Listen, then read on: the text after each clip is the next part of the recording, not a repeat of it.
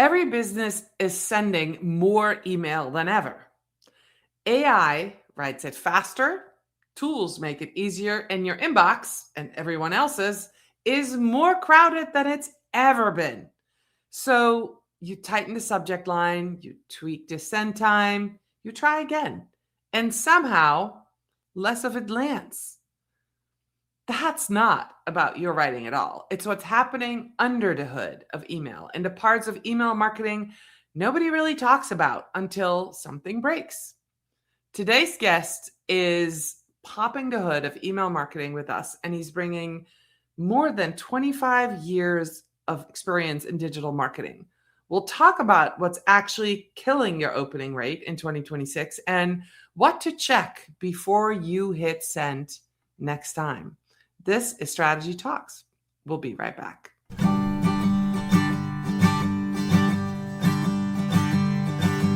Let's strategize together.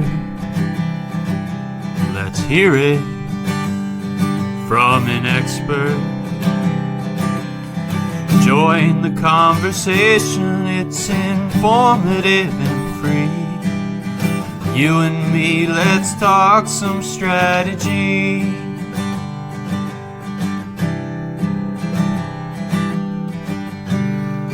Now here's your host, Dorien Morin-van Dam.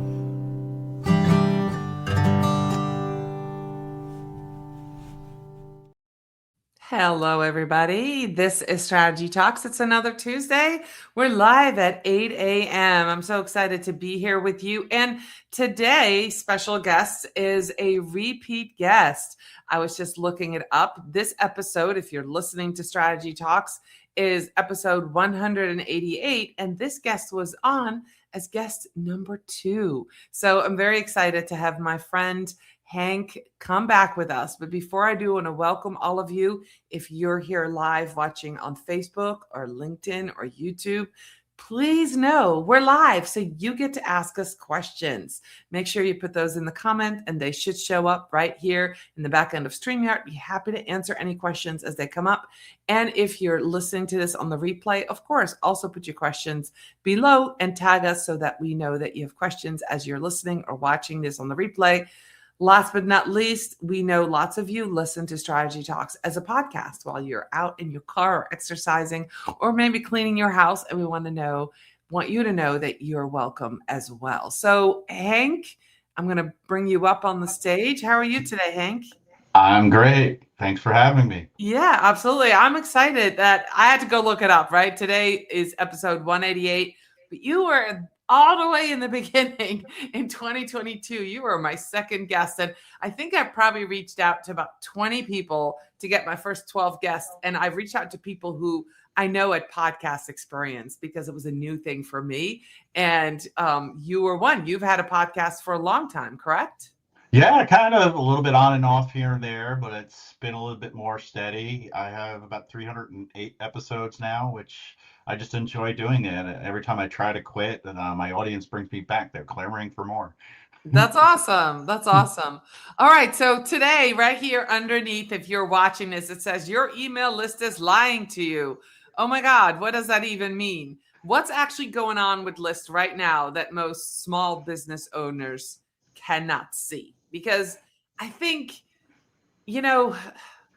I go in and out of email. I have my own email list, but then certain clients, sometimes I'm in charge of writing the newsletter. Sometimes I'm in charge of sending newsletters. Right now, I have one client, little tiny library that I send newsletters for once a month. So I think I know what I'm doing, but I probably don't. And I think that's what happens with a lot of small business owners. We're not the experts on email. You are. So tell us what's going on. Well, you said a key phrase, small business owners, and I've been talking to a lot of business owners lately, and I looked here in North Carolina at the Secretary of State site just to see how many new small businesses were created in the last week, and it was over 300, which means that the job market's tough right now. People are starting their own business, or they're just making it official by getting an LLC, right? The thing is, a lot of people don't even know that they should be using email marketing, or they may be collecting email addresses and not really sending emails, and maybe sending it once a quarter or every now and then. Oops, I haven't sent an email in 6 months. Let me go ahead and do that. Yeah, sure. Maybe you have some email addresses, a list of email addresses, or a lot. I wish I knew what percentage of businesses, marketers, or even small businesses actually effectively use email marketing. It's probably very small, probably single digits. But email marketing is the most powerful email channel that you can have. If you're very small, it's free, because there are still platforms that offer, a certain amount of subscribers you can send emails to for free with limited features, or it's only 20, 30, or $70 a month to get started with some additional features. Or if you have over, say, 500 or 2,000 subscribers, there's no excuse. It just takes a little bit of time, or you can have somebody like you or me help them out. It just depends on how much you believe email can help. And it's simply just getting someone to give permission to send them an email. Let's get this out of the way. Never purchase a list.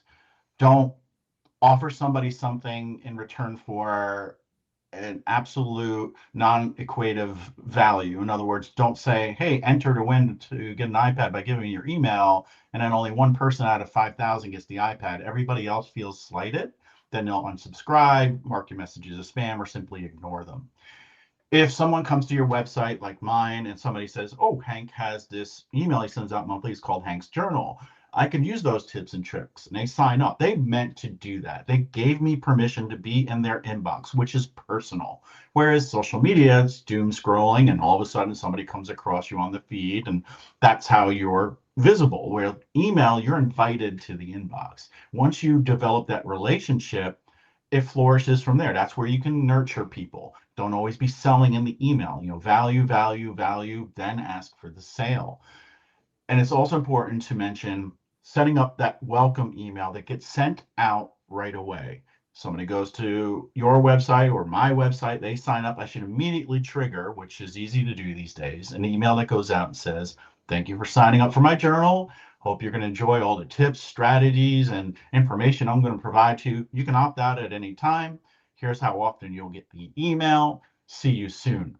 I've actually been setting up some new workflows and some welcome messages for some other folks recently, and it's working. That should be the most effective email you send, because people are waiting for and expect that welcome email. Usually that'll have the highest open rate in regards to any email you may send, because people expect it. Let's pause there, because that was a lot to unpack, right? That was That's a lot. how to do things correctly. And being a podcast host, I know what it's like when people go on and on and on and on. Right. What do you think about what I just said? I think that is really good. I think that's probably one of the biggest things that people miss, is that welcome email.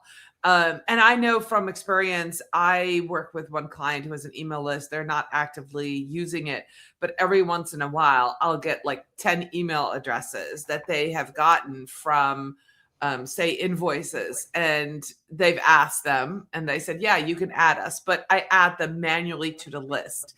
And so we don't have that welcome because there's not an automated process. Now, again, I'm not in charge of it, but I help out. So this is something that I should offer as a service, right? Now that I'm thinking about it, and say, hey, instead of doing it this way, why don't we set it up automatically, and people could just join and then they get a welcome email. So I think there are some really good things that you just said.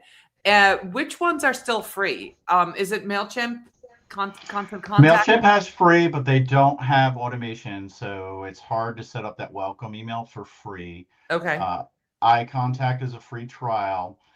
Beehive actually has a really good free offering, and they allow the welcome email. Their automation, which is slightly different, is like setting up sequences, is paid, but you can do a welcome email for free. Okay. That's a good one to try out. Go High Level's paid. I'm trying that one out now, but there's probably a couple other that have very limited free services to offer.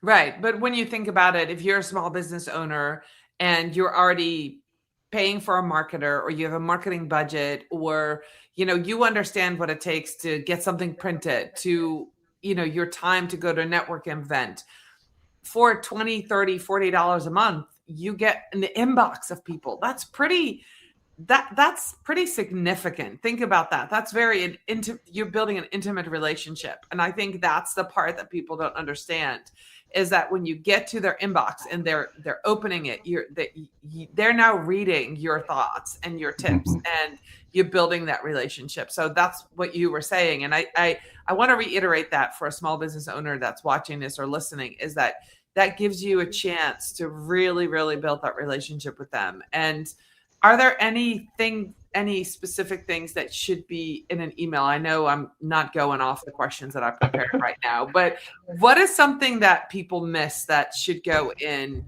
nurturing an email list? Some either call to actions, or is there a specific structure that you recommend, or is it free for all and anything works?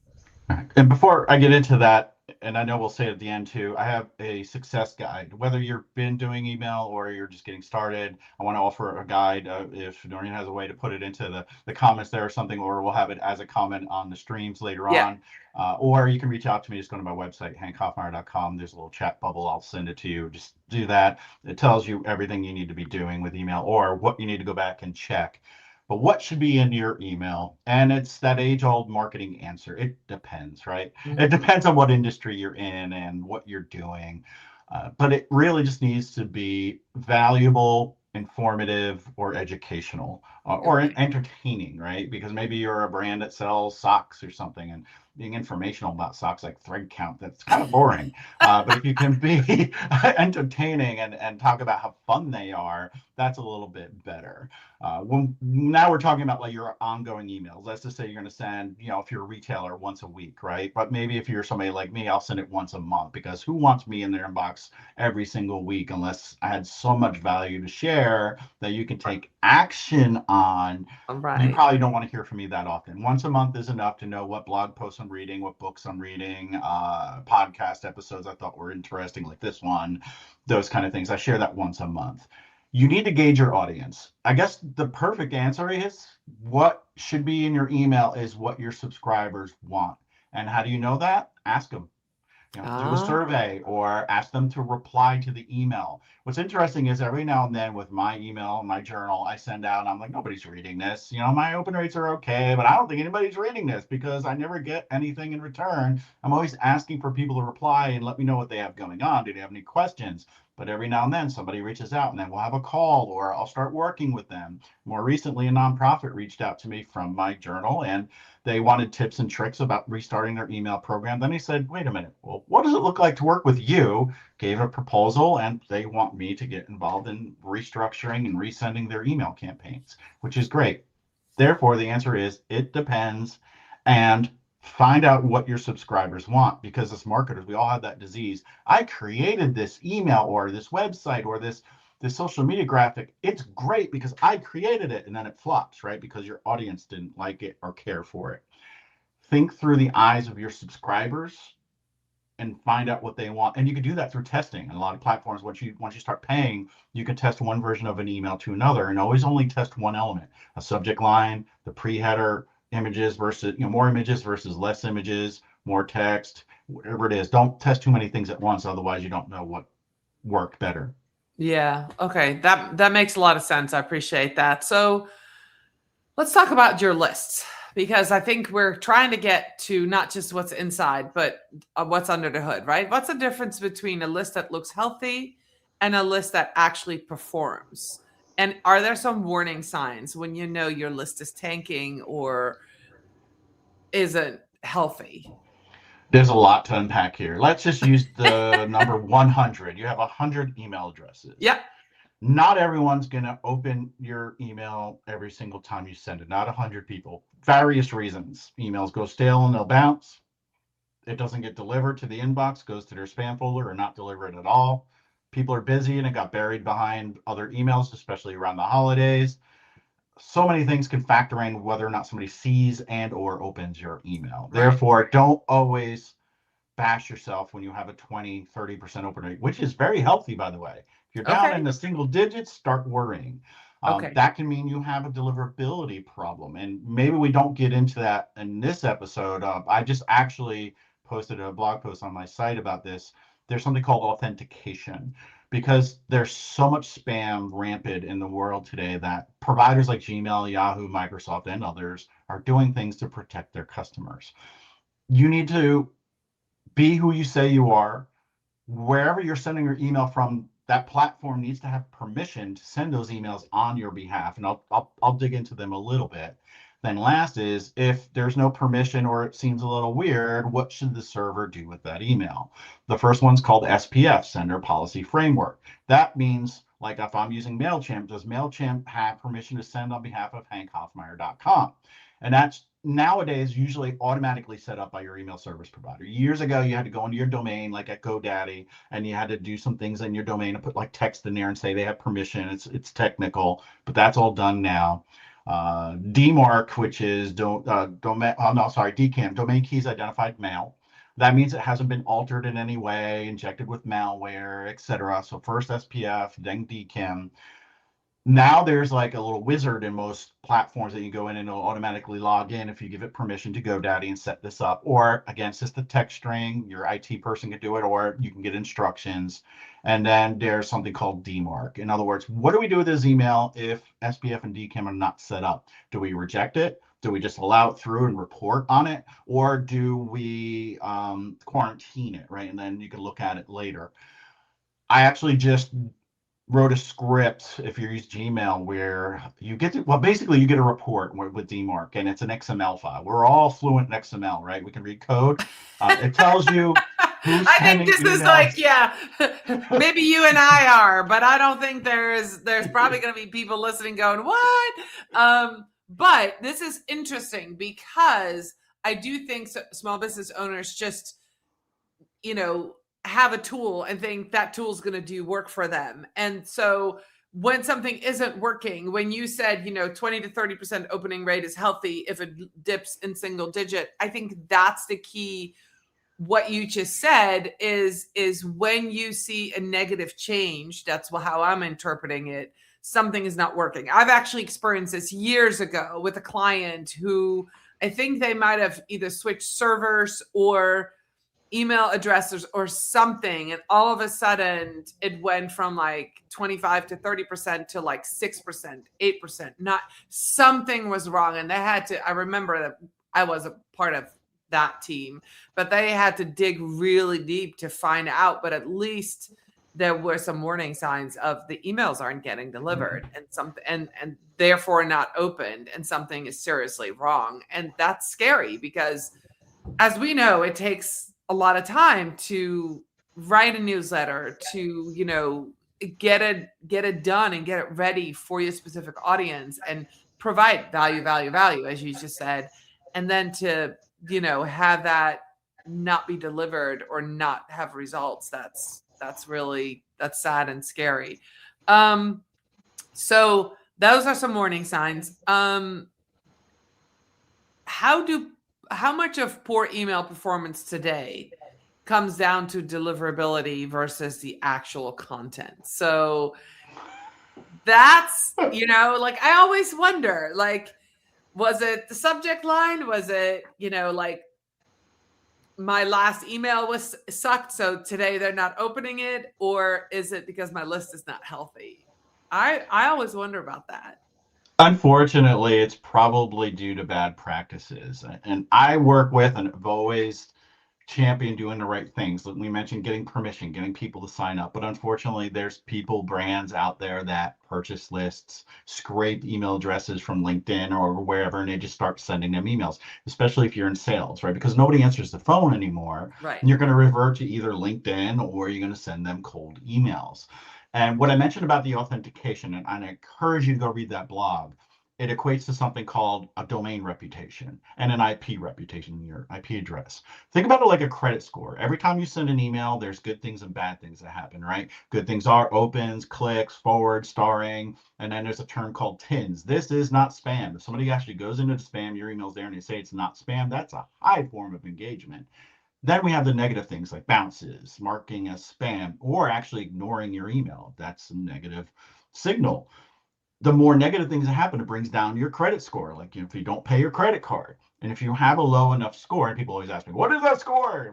Nobody will ever know what that score is, and it's different for everyone. More of your emails go to spam. People that maybe have been opening for years, they'll get the email in their inbox, but somebody that just signs up on your website, it'll go to spam if you have a negative score. And Mm, that can come from cold emails. Like if you go to a conference and you sponsor it and they say, we'll give you the list of all the attendees, and you really had this small booth in the back and nobody came to it, they don't know who you are. There's no brand recognition. You send out an email, they're going to say, I don't know who this is, spam, right? And mm. that is a negative signal. Therefore, do things right. Make sure you're always getting people to unsubscribe if they want to. Try to stop that spam complaint. Make sure you're providing value, getting the open and getting the engagement. Open rates are kind of dead. They're a good signal to know if your deliverability is good or bad. But Apple, they have this technology now where they pre-open your emails. My iPhone's sitting right there. Doreen, if you sent me an email, Apple's going to consider that already open, even though I didn't look at it. It's skewing your open rates, but it can give you a story. Always look for those click rates. If your Okay. click to open rate is healthy, you're doing okay. You can also send an email, wait 2 3 days, and anyone who did not open and click the email, resend that email Yes. out to get them to open again. But what it really comes down to is that domain reputation. Make sure you have a healthy, pristine, good domain reputation. Okay. That's awesome. That's really good. Um, what should somebody be tracking? I know we just talked about click to open rates. Is there anything else in analytics that somebody should track? Let's talk about, I guess, in the email clicks. Do we want a call to action at the end so we give them something to do versus just read an email? Are those clicks important to click out to a blog article, click out to something on the website, click out to even your LinkedIn profile? Are those important or not? Three things. First one is I always tell people to look at your conversions, whether it's manually, like if you're a landscaper and somebody called you and said they want their lawn cut. How did you hear about me? Well, I just got your newsletter. Mark that off on a piece of paper, right? Okay. Go old school way. Or if you're connected to Google Analytics, you can track if you're in e-commerce. Track your conversions. That's outside the email because at the end of the day, if somebody opens and somebody clicks your email, they don't buy something. There's no ROI there. It's just dead weight. Make sure you're tracking your conversions in Google Analytics. And then the last thing is, just making sure that, you know, your call to action needs to be at the top of the email, but what we call above the fold, what they see before they start scrolling on a desktop or on the phone. Your major or first call to action needs to be above the fold, or just have one above the fold. What do you want me to do? I don't want to read 800 words in your email before you tell me what I need to do. In other words, it's all the way at the bottom of the email. You never want to do that. Okay. All right. That's really good advice. So you basically don't want your email to be a blog article with the end, a call to action. You want something broken up so when people start reading, they immediately see something like, hey, here's an upcoming webinar, or here's an extra piece of information on my blog if you need more information on this. Or is that what you're saying? Just break it up? Yeah, let's say it's a webinar. At the top, you should have the register now. Then you can go down further and explain why they should register, and then maybe the same call to action at the bottom. And we all know on social media, one thing that works is part one, part two, and part three, right? And I've been telling a lot of my clients lately is send out an email that you start talking about something like, hey, I just published a blog article. It talks about the top 5 things you need to do with your email campaigns. Here's the first two. Stay tuned for my next email where I go over the others or something like that. In other words, you're providing those breadcrumbs for people to say, ooh, I want that next email. Or if you're launching a new product, let's say, you're a physical product company. We're launching a new product next week and it's going to be amazing, and have like a vague picture of it or underneath a blanket or something. We're going to announce it next week. It creates that anticipation. They engaged with that email, and then hopefully they'll engage with the other one and look for it when it comes out. Oh, I like that. Those are some good suggestions. So let's talk about the elephant in the room, AI. AI is writing more email content than ever does. Where does AI help and where does it quietly hurt either deliverability, or is it just trust that's I broken? think AI and email is a great fit. AI and SEO, you can get a lot of trouble because the bots, they'll know that it was written by AI, et cetera, et cetera. With emails, not so much. You might be able to trick a human, and an email service provider like Gmail or Yahoo is not going to put you in spam if you write content with an AI tool. You just need to be careful around, having it be redundant or using jargon words, and if it's going to create images for you, are they realistic? And I know there's this big thing going around with like food trucks, and they create flyers now, right? And they post those on social media, and they look cool and they look great and they all look the same, and their Right. pictures AI generated of their food. It's not even their food, right? I see a lot of food trucks getting bashed for that now. Yeah. In other words, if you have a product, use a picture of your product, but Right. maybe you can remove the background. Maybe you can add things to the background, but keep the actual product photo the way it is. So there's some guardrails, but I believe it's more helpful than others. In other words, you said something that's 500 words long, that AI can help you do it in 100. Go ahead and do it, because we know Mm. people's attention spans are very small and they do not want to read these long emails. All right. So yeah, let's get into that. Last year I was working with a company that had a SaaS product, and I just said to them, look, we're going to do no more than like 20 lines, 200 words. Like we need to send them out every week. We need to get updates on the products, but we do not need long blog articles. The blog articles are on the website. We need something short that people can read. Okay, there's something new going on. Let me test this. Let me click through. Is that good advice? I mean, are people really looking that short for like 200 words, 100 words? People's time matter, and our devices, our phones have really trained us to, if something doesn't catch our eye, doesn't entertain us, we're going to flick and go to the next one. Same thing with email. When's the last time you wanted to read a long email about a product that's coming up and learn about every single specifications? Maybe it's a new stick vacuum. I just want to know, is it powerful enough? Is it going to last a long time? Does the battery last a long time? And does it look cool? That's really all I need to know. I don't need to know, all the crazy things that I can buy with it, or, what it's made of. Well, maybe yeah, metal, aluminum, or plastic. Maybe I might want to know that, but there's no reason to like have 800 words Right. describing Well, a that stick that vacuum. actually is a difference with people not understanding. They're putting, and that's, I run into small business owners. If you're here a small business owner and you're new to marketing, um, never tell people what the features are of a new product. Please tell them about the benefits. So that's a simple thing that you can take out of the gate, and your emails will be a lot better.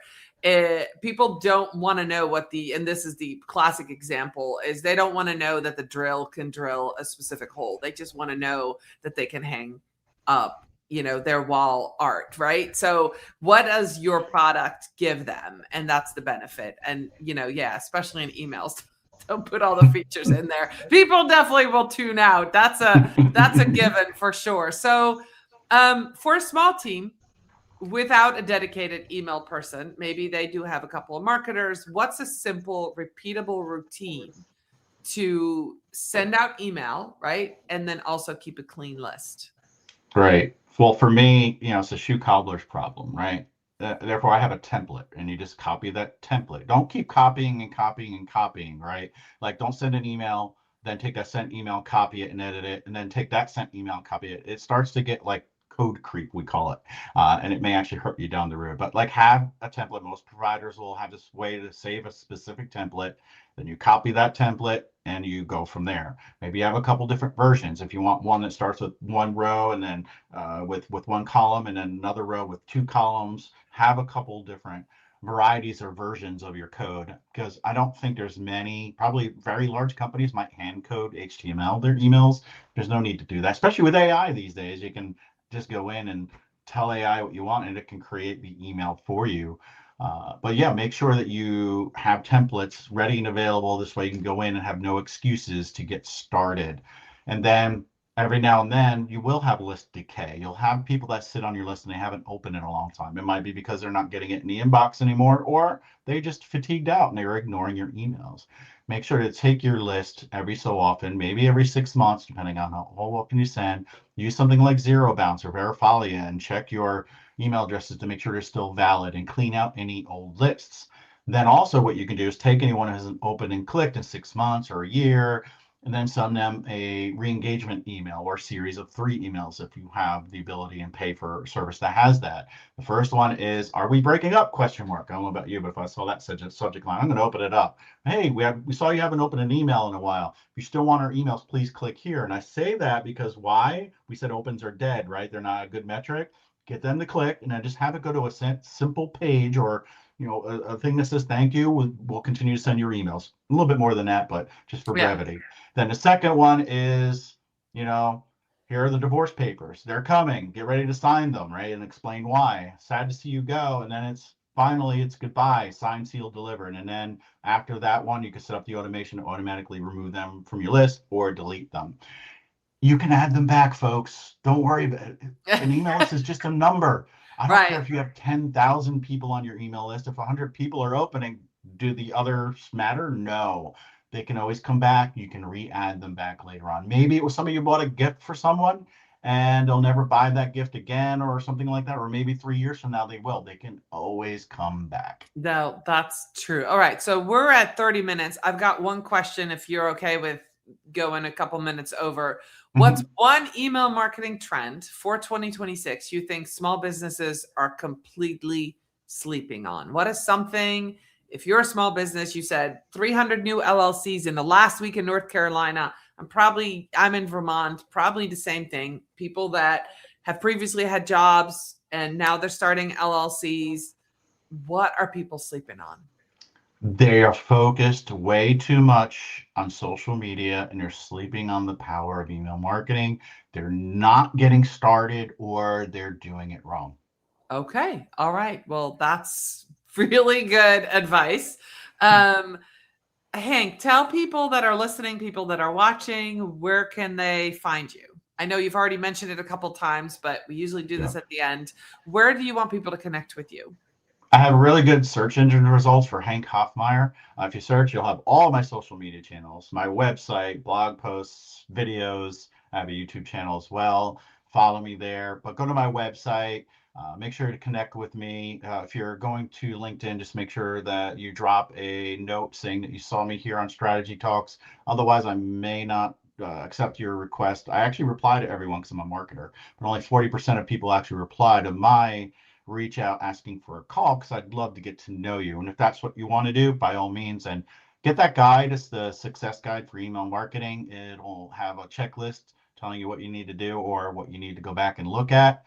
But start doing more email marketing. That's pretty much the message today. All right. That's awesome. Well, I appreciate you being here today and I appreciate all of you who jumped in and, kind of were listening. And there's lots of you going to watch this on the replay and listen to this as a podcast. So if you have questions for Hank, please reach out. I'll make sure the links are in the show notes. Hank, thank you so much. I'll be back next week with another episode of Strategy Talks. Bye, everybody.